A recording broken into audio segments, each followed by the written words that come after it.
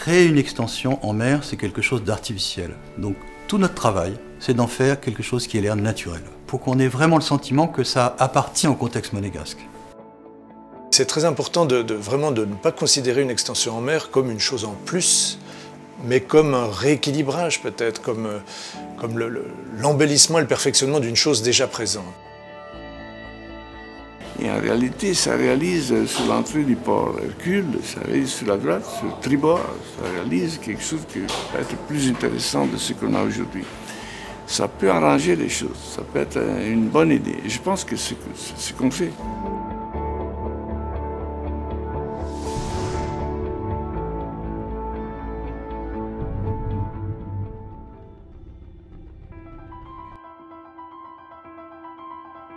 L'esprit de ce projet, c'est l'esprit de la mer, de la Méditerranée. C'est un lieu magique, la Méditerranée. Un des premiers enjeux, c'est le contour même, finalement. Et ce contour, il épouse les courbes d'égale profondeur. L'isobate, c'est celle qui permet en fait l'écoulement des courants marins et donc l'oxygénation de la mer.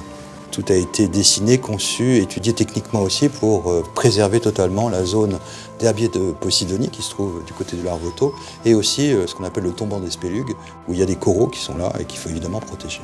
L'idée c'est que ce nouveau territoire soit exemplaire du point de vue de l'environnement terrestre également, du point de vue du paysage, un paysage typiquement méditerranéen. Donc la première idée, ça a été d'organiser le bâti comme une succession de villas. Des villas qui suivent le bord de mer, qui s'étagent sur la colline et qui s'étagent également sur les immeubles.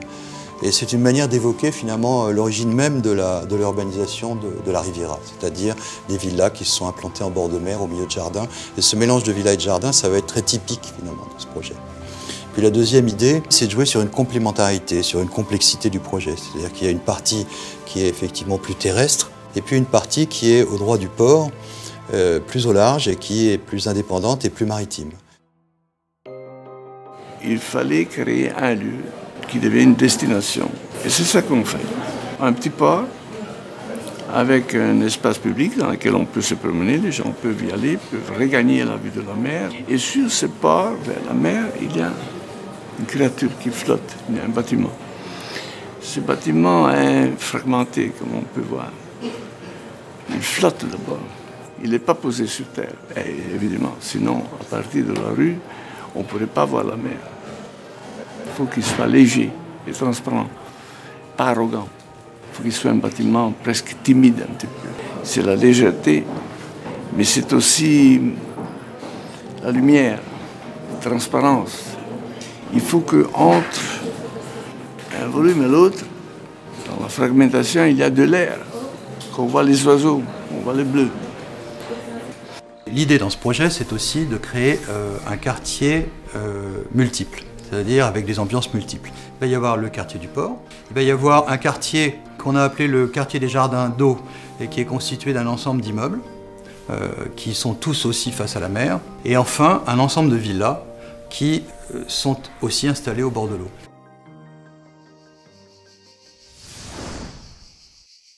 La végétation, c'est naturellement l'idée que ce maquis méditerranéen est tellement beau et aussi fonctionne bien. Enfin, on sait qu'il y a une durabilité dans l'utilisation de ce maquis. Donc d'abord, on le conçoit comme une sorte de décor, bien entendu, comme tout jardin, mais on va au-delà. C'est-à-dire qu'il y aura un résultat presque immédiat. On est capable d'installer un maquis qui très vite donnera ces ambiances comme on les a dès qu'on se retourne et qu'on regarde un peu au-dessus de soi à Monaco. Mais le milieu qu'on va créer aura sa vie.